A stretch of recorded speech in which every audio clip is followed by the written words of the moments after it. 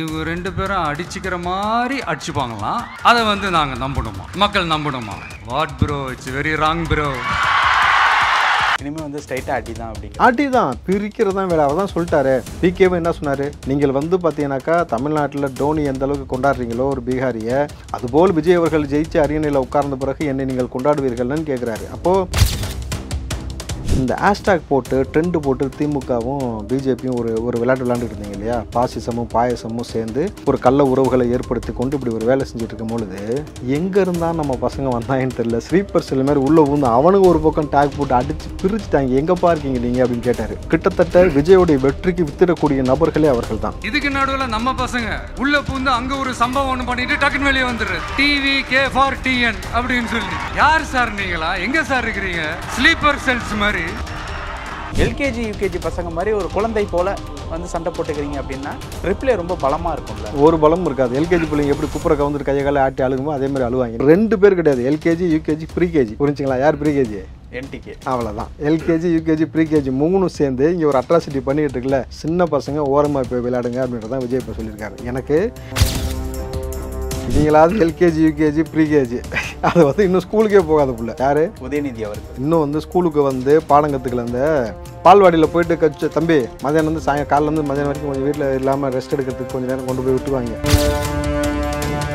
BJP எதிர்கட்சி கிடையாது தம்பி, எல்லோரும் சேர்ந்து எதிர்க்கும் கட்சி பிஜேபி. அது வந்து எதிர்கட்சிலாம் கிடையாது. எதிர்கட்சியாக ஒரு மக்களை பேரன்பு கொண்டு நேசிக்கக்கூடிய ஒரு தலைவனைத்தான் வந்து தேர்ந்தெடுப்பார்கள் பொழுது இன்றைக்கு மக்களை யார் பெருவாரியாக நேசிக்கிறார்கள்?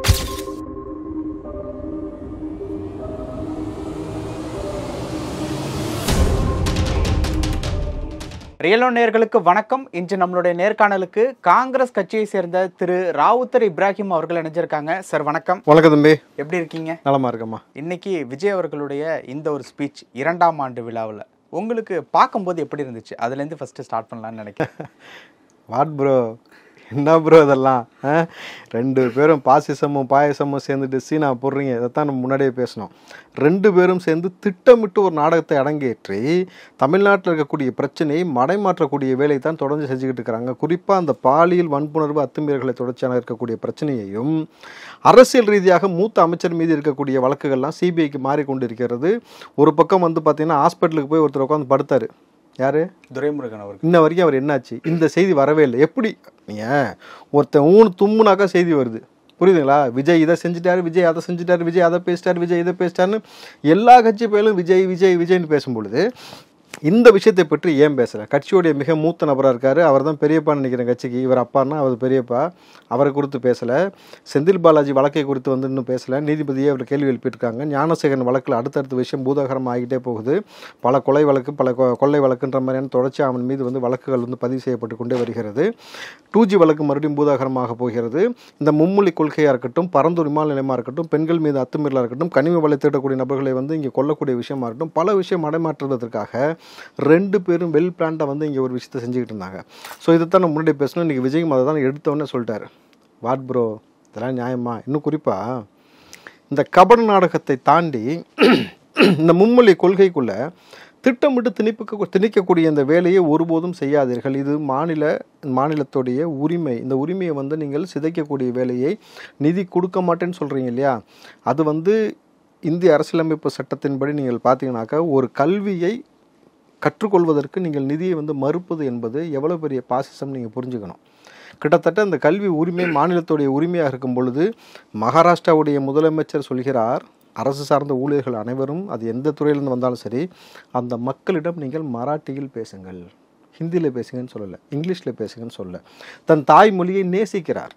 ஆனால் இங்கே ஒரு முதலமைச்சர் என்ன சொல்கிறாரு? பேர் பெத்த பேர். பழமொழி கூட எந்த லாங்குவேஜில் வருது பார்த்தீங்களா?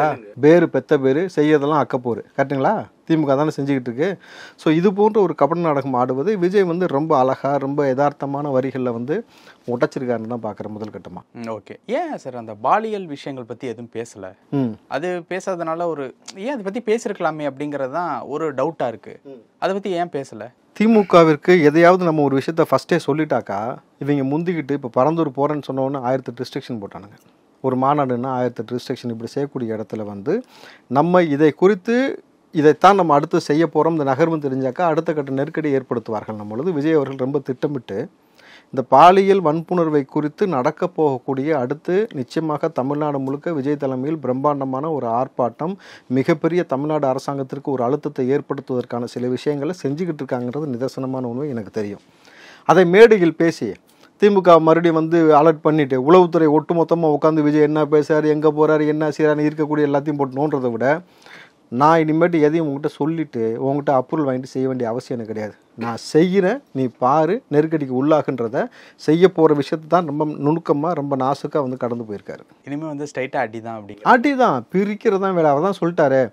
பிகேவும் என்ன சொன்னார், நீங்கள் பார்த்தீங்கன்னாக்கா தமிழ்நாட்டில் டோனி எந்த அளவுக்கு கொண்டாடுறீங்களோ ஒரு பீகாரியை, அதுபோல் விஜய் அவர்கள் ஜெயிச்சு அரியணையில் உட்கார்ந்த பிறகு என்னை நீங்கள் கொண்டாடுவீர்கள்னு கேட்குறாரு. அப்போது பிகோவுடைய அந்த விஷயம் எவ்வளோ கான்ஃபிடண்ட்டாக சில விஷயத்த சொல்கிறாருன்னு உங்களுக்கு புரிஞ்சுக்கணும். ஆதவர்ஜுன் அவர்கள் ரொம்ப திட்டமிட்டு ஸ்ட்ராட்டஜிக்கலாக ஒரு விஷயம் சொல்கிறார். எடுத்தவொடனே முதலமைச்சர்னு சொல்லலை, நல்லா புரிஞ்சுக்குங்க, நம்ம எதிர்க்கட்சி தலைவர்னு சொல்கிறாரு.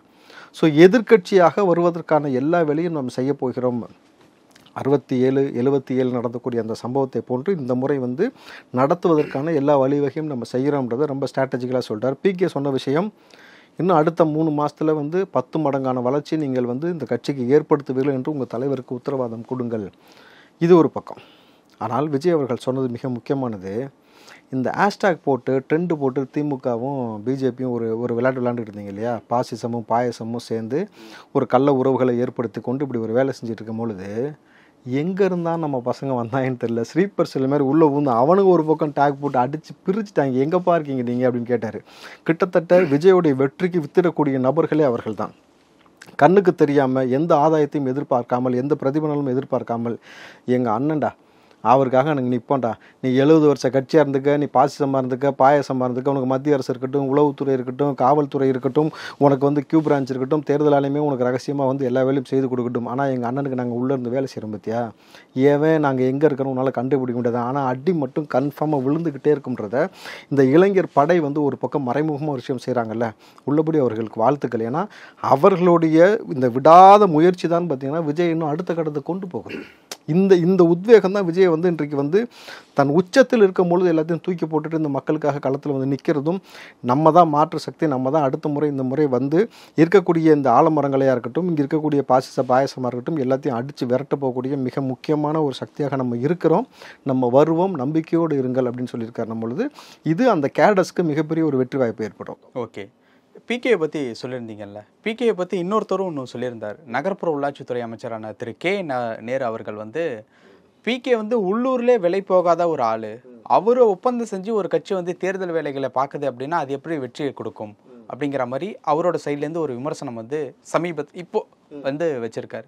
அந்த விமர்சனத்தை எப்படி சார் பார்க்குறது? அன்னைக்கு நீங்கள் தொட்டுனக்கு தக்காளி சட்னி நல்லா இருந்துச்சா?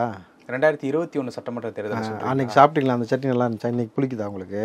நல்லா புரிஞ்சுக்குங்க, உள்ளூர்லேயே விலை போகலை, வெளியூர்லேயே விலை போகணும்லாம் இனிமேட்டு உள்ளூரில் விலை போகாமல் போக போகிறது யாருனாக்கா இந்த அழுகுன தக்காளியாக மாறிக்கொண்டே வரக்கூடிய திமுக தான் நம்ம பார்க்குறோம். ஏன்னா ஏன் அழுகுன தக்காளினாக்கா, ஒரு குறிப்பிட்ட காலத்துக்கு பிறகு தான் அந்த தக்காளி ரொம்ப நாளைக்கு வெளியில் வச்சுக்கிட்டு இருக்க முடியாது, வேலைக்காக தெரியுங்களா, நீ சாப்பிட்டாலும் சாப்பாட்டையும் அழுகி போயிடும். அந்த மாதிரி கிட்டத்தட்ட உங்களை மக்கள் புறம் தள்ளி விட்டார்கள். நீங்கள் இவ்வளோ நாள் நல்லா சொகுசாக ஒரு ஃப்ரீசர் பாக்ஸுக்குள்ளே இருந்தீங்க, கெட்டு போகாமே இவ்வளோ நாளைக்கு.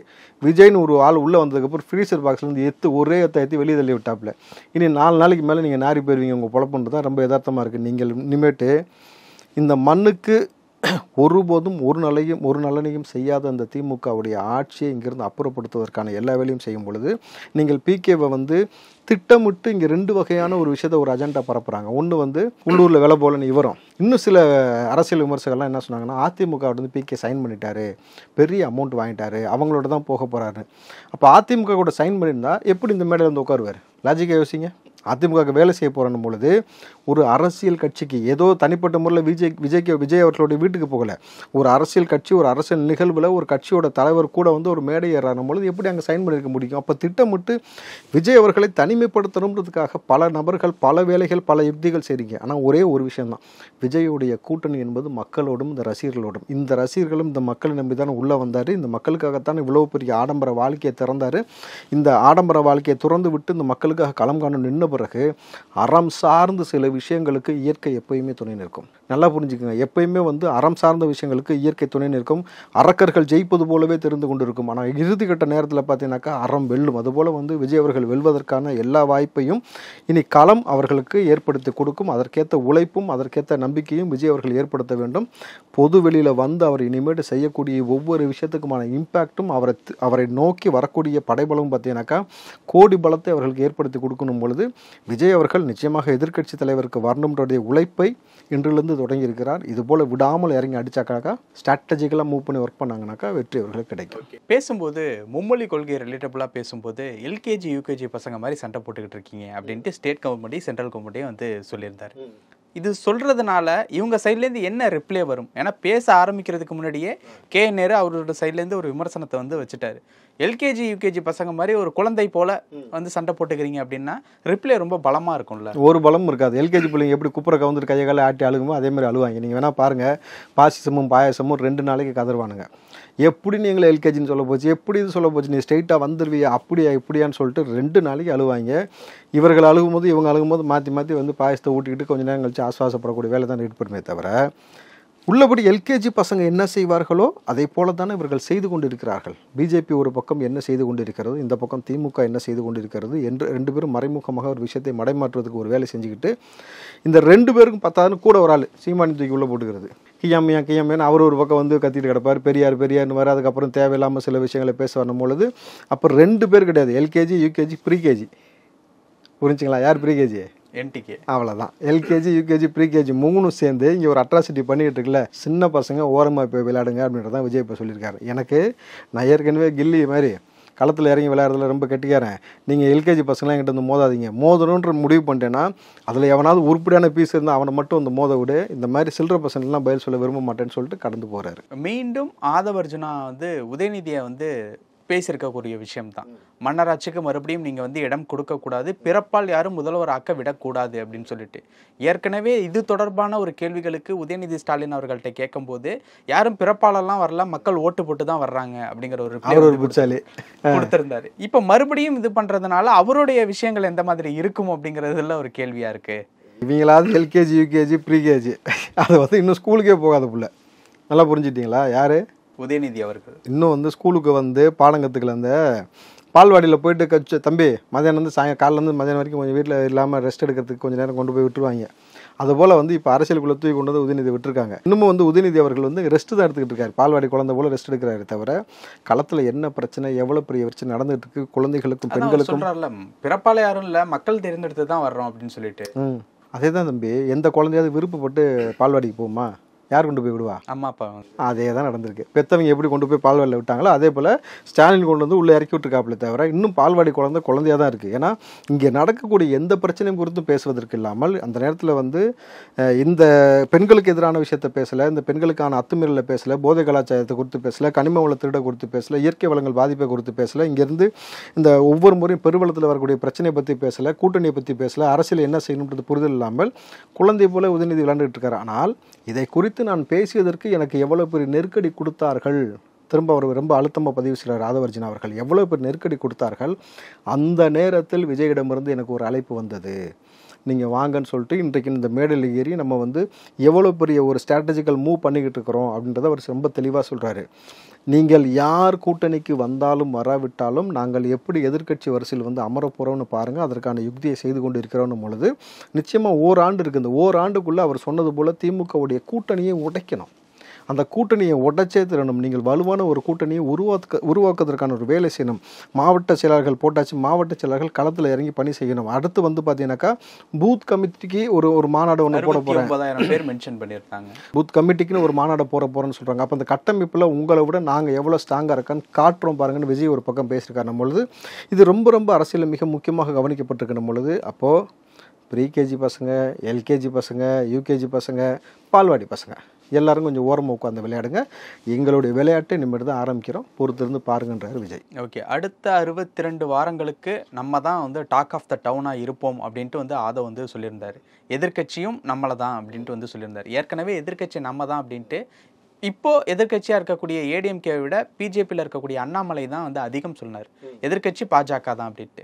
இப்போ எதிர்க்கட்சி டிவிகே தான் அப்படின்னு சொல்லிட்டு ஆதம் வந்து சொல்லியிருக்காரு. இப்போ யார் தான் எதிர்க்கட்சி அப்படிங்கிற ஒரு கேள்வி வருது இல்ல. பிஜேபி எதிர்க்கட்சி கிடையாது தம்பி, எல்லோரும் சேர்ந்து எதிர்க்கும் கட்சி பிஜேபி. நல்லா புரிஞ்சுக்கோங்க, அது வந்து எதிர்க்கட்சிலாம் கிடையாது. எதிர்க்கட்சியாக ஒரு மக்களை பேரன்பு கொண்டு நேசிக்கக்கூடிய ஒரு தலைவனைத்தான் வந்து தேர்ந்தெடுப்பார்கள் பொழுது, இன்றைக்கு மக்களை யார் பெருவாரியாக நேசிக்கிறார்கள்? இளைஞர்கள் எப்படி 80% டிவிகேவில் இருக்க முடியும்? இந்த கட்சிக்கும் எந்த கட்சியும் செய்யாத ஒரு மேஜிக்கை எப்படி விஜய் செய்கிறாரு? 5 நிகழ்வுக்கு மட்டுமே வெளியில் வந்த விஜயால் இது சாதிக்க முடியுதுனாக்கா, இனி வந்து ஓராண்டு காலத்திற்கு தொடர்ச்சியாக வெளியில் வந்து அவர் செய்யும் பொழுது எவ்வளோ பெரிய இம்பாக்ட் ஏற்படுத்துவார்ன்றதான் அந்த கலக்கத்தை ஏற்படுத்தி கொடுக்கணும் பொழுது, இந்த இடத்தில் நம்ம பாயசத்தை ரொம்ப பெருசாக வந்து ஊற்றி சாப்பிட வேண்டிய அவசியம் கிடையாது. தேவையானவர்கள் நக்கி சாப்பிடட்டும், அதை பற்றி நமக்கு பிரச்சனை கிடையாது. ஆனால் விஜய் அவர்கள் சொல்வது ஒன்றே ஒன்று தான், வெற்றி நிச்சயம், நம்பிக்கையோடு இருங்கள். இந்த முறை ஒரு விஷயம் அவர் ரொம்ப தெளிவாக சொல்கிற வார்த்தையை நீங்கள் புரிஞ்சுக்கணும். அரசியலில் நிரந்தர எதிரியும் கிடையாது, நண்பனும் கிடையாது. எவன் எப்போ என்ன செய்வான், எப்போ முதல்ல குத்துவான், எப்போ திருப்பி நம்ம பக்கம் வருவான்னு தெரியாது. இன்றைக்கி யாரும் வராத மாதிரி இருக்கும், நாளைக்கு நம்மளை நோக்கி வருவாங்கன்றதை தான் சூசகமாக சொல்கிறாரு. இன்றைக்கு உங்களுக்கு எதிரி போல் தெரிவார்கள் சில நபர்கள், அன்றைக்கு நாளைக்கு நண்பராக மாறி என்னுடைய கூட்டத்தில் வந்து நிற்பாங்க, நீங்கள் பொறுத்திருந்து பாருங்கள்னு சொல்கிறார். நம்மளது உள்ளபடி இது ரொம்ப வரவேற்கக்கூடிய விஷயம். ஓகே, பல விஷயங்கள் பகிர்ந்துக்கிட்டீங்க. நேரத்துக்கு ரொம்ப நன்றி. நன்றி தம்பி.